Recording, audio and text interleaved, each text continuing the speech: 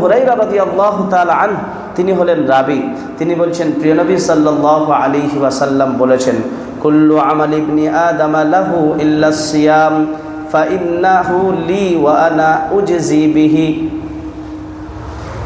আল্লাহ রাসূল সাল্লাল্লাহু আলাইহি ওয়াসাল্লাম বলছেন, আল্লাহ রাব্বুল আলামিন ঘোষণা দিয়েছেন যে বনি আদম সন্তানের যত আমল রয়েছে প্রত্যেকটা আমল তার জন্য হয়, কিন্তু রোজা আস-সাওমু লি, রোজা হলো আমার জন্য, ওয়া আনা উজজি বিহি, আর রোজার প্রতিদান আমি আল্লাহ নিজেই দেব। সুবহানাল্লাহ। কতটুকু প্রতিদান, কতটুকু দেবেন নবীদেরকেও জানাননি, ফেরেশতাদেরকেও জানাননি। আল্লাহ রাব্বুল আলামিন বললেন আমি নিজে হাতে রোজাদারের বদলা দেব। সুবহানাল্লাহ। আপনি কোনো আমল করবেন, সে আমলের সওয়াব রাসূলুল্লাহ সাল্লাল্লাহু আলাইহি ওয়াসাল্লামের মাধ্যম দিয়ে জানিয়ে দেওয়া হয়েছে, এটা করলে এত সওয়াব, এটা করলে এত সওয়াব, এটা করলে এত নেকি। কিন্তু আল্লাহ রাব্বুল আলামিন রোজার বদলাকে গোপন রেখেছেন। আল্লাহ বলছেন আমি দাতা, আমার মতো দাতা কেউ নেই, সুতরাং রোজাদারের বদলা কত দেব এখানে কোনো পরিমাণ নেই। বলুন সুবহানাল্লাহ। হাদিসের এই ইবারাত ওয়া আনা উজজা বিহি কেউ পড়েছেন, কেউ ইবারাত উজজা পড়েছেন ওয়া আনা উজজা বিহি, যার অর্থ দাঁড়ায় আল্লাহ রাব্বুল আলামিন বললেন রোজা আমার জন্য, রোজার প্রতিদান স্বয়ং আমি হয়ে যাব। সুবহানাল্লাহ। একটা বাদশা বলছেন রাজদরবারের সবাইকে ডেকে যে তোমাদের জন্য আজকের আমার তরফ থেকে এলান যে তোমাদের এতদিন যে আমার দরবারে তোমরা ছিলে, এত মেহনত করেছো, তোমাদের জন্য আজকে একটা অফার দিচ্ছি যে তোমরা বাদশাহাতের মধ্যে থেকে কি কি তোমরা দাবি করবে, যে যেটা দাবি করবে এক একটা জিনিস আমি তাকে সেটা দেব। কেউ ধনভাণ্ডার দাবি করলো, কেউ দিরহাম দাবি করলো, কেউ দিনার দাবি করলো, কেউ বলল বাদশা সালামত আমাকে 10টা ঘোড়া দিতে হবে, কেউ বলল বাদশা সালামত আমাকে ওই মহলটা দিতে হবে, কেউ বলল বাদশা সালামত আমাকে ওই জিনিসটা দিতে হবে।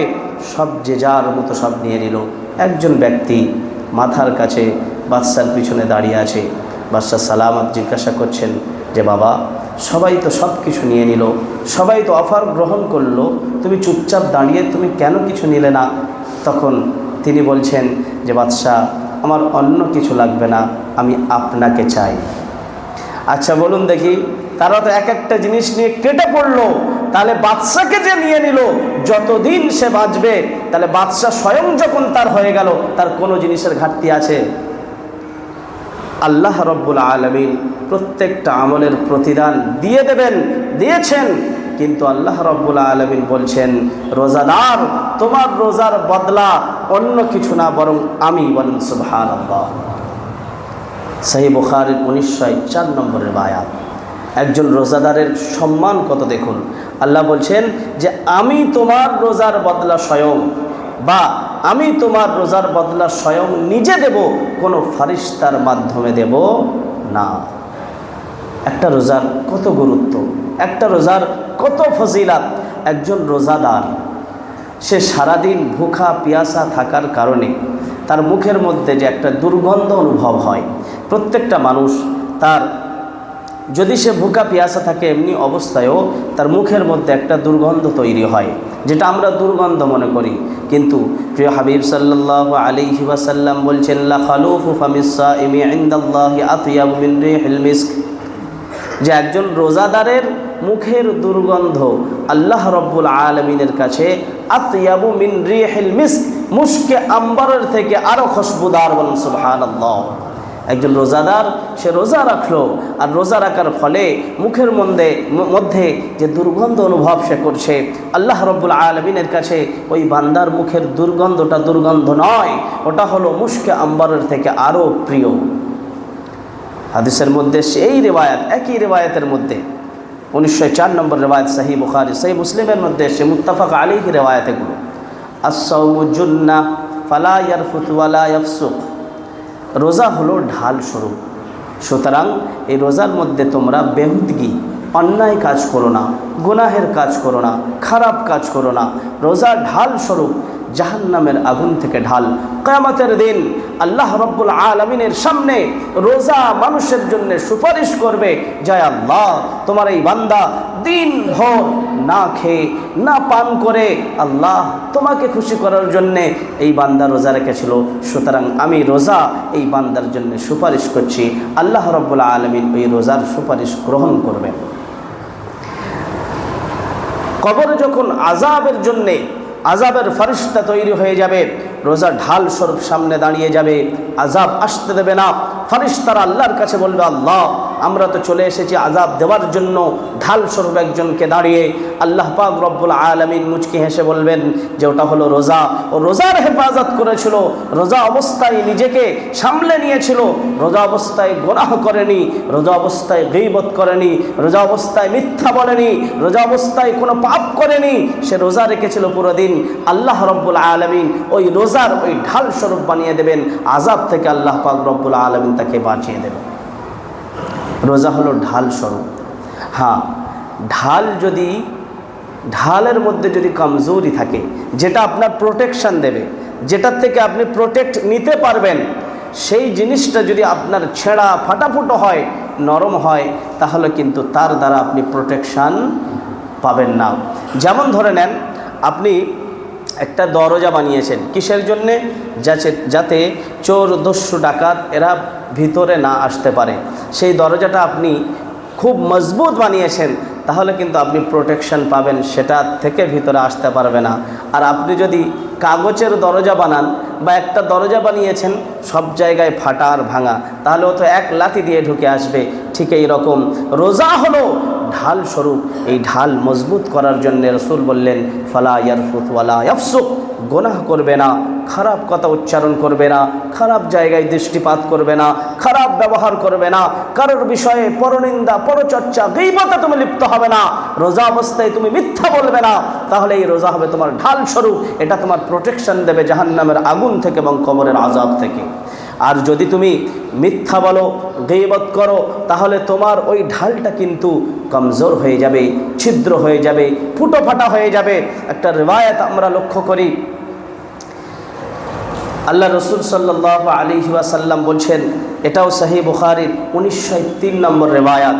তো হাবিব সাল্লাল্লাহু আলাইহি ওয়াসাল্লাম বলছেন, মান লাম ইয়াদা কাওলাজ জুরি ওয়াল আমালা বিহি ফালাইসা লিল্লাহি হাজাতুন ফি আন ইয়াদা তাআমাহু ওয়া শারাবাহু।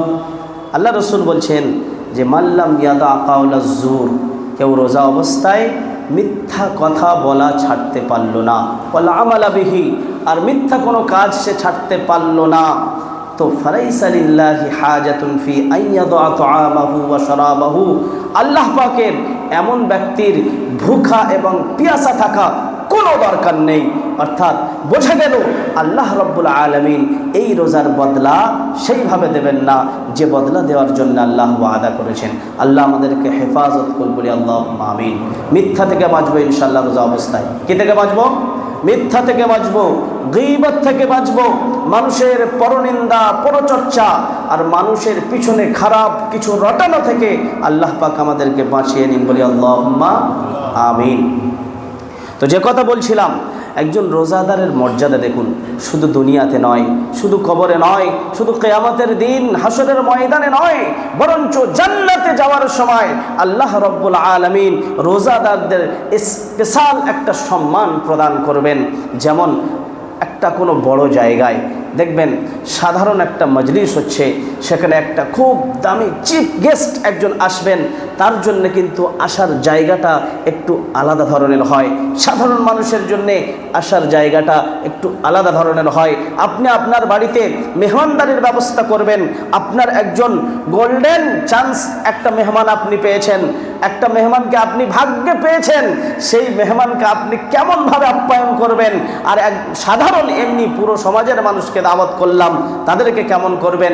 সাধারণ এমনি আমরা এমনি বিবাহ অনুষ্ঠানের কথা বলি, বরের জন্য একটু আলাদা জায়গা করা হয়, সাধারণ মানুষের জন্য আলাদা জায়গা করা হয়। রব্বুল আলামিন কিয়ামতের দিন জান্নাতে মুমিন বান্দাদেরকে দেবেন, কিন্তু ওই মুমিন বান্দাদের মধ্যে থেকে যারা রোজাদার হবে তাদের জন্য আল্লাহ পাক আলাদা ব্যবস্থা করবেন। সুবহানাল্লাহ। হযরত সাহাল বিন সাদ রাদিয়াল্লাহু তাআলা আনহু তিনি বলছেন, প্রিয় হাবিব সাল্লাল্লাহু আলাইহি ওয়াসাল্লাম বলেছেন, ইন্না ফিল জান্নাতি বাবান ইউকালু লাহু আর-রায়্যান, জান্নাতের মধ্যে আল্লাহ রাব্বুল আলামিন একটা দরজা আলাদাভাবে রেখেছেন, যে দরজার নাম হলো রায়্যান। ইয়াদখুলু মিনহু আস-সাইমুনা ইয়াওমাল কিয়ামাহ ওয়া লা ইয়াদখুলু মিনহু আহাদুন গায়রুহুম। আল্লাহ রাসূল সাল্লাল্লাহু আলাইহি ওয়াসাল্লাম বলছেন যে সেই দরজা থেকে কেবলমাত্র জান্নাতে প্রবেশ করবে শুধুমাত্র ওই সমস্ত ব্যক্তি যারা রোজাদার ছিল। রোজাদার ছাড়া ওই দরজা থেকে প্রবেশ করার অনুমতি কাহারও জন্য থাকবে না। সুবহানাল্লাহ। সবাই জান্নাতে যাচ্ছে, যাদেরকে জান্নাতে যাওয়ার অনুমতি দেওয়া হয়েছে, যাদের জান্নাতে যাওয়ার জন্য আল্লাহ রাব্বুল আলামিন বলে দিয়েছেন, সংবাদ দিয়ে দিয়েছেন, তারা তো জান্নাতে যাবেন। যাও অন্য দরজা দিয়ে যাও, এই দরজা দিয়ে কেবলমাত্র আমার রোজাদার বান্দারা যাবে। সুবহানাল্লাহ। আল্লাহ রাব্বুল আলামিন রোজাদার বান্দাদের এত সম্মান প্রদান করবেন। এই রিওয়ায়াতটা হলো সহিহ বুখারীর 1896 নম্বর রিওয়ায়াত। তাহলে বুঝতে পারলাম এতক্ষণ পর্যন্ত কি রোজা রাখলে এত ফায়দা, রোজা রাখলে এত সম্মান। আর বেহুদার মতো যদি রমজান মাসে মশলা চিবিয়ে চিবিয়ে থুকতে থাকি তাহলে কিন্তু দুনিয়াতেও অপদস্থ হব, আখিরাতেও অপদস্থ হতে হবে। আল্লাহ পাক সকলকে হেফাজত করবে। আল্লাহুম্মা আমিন।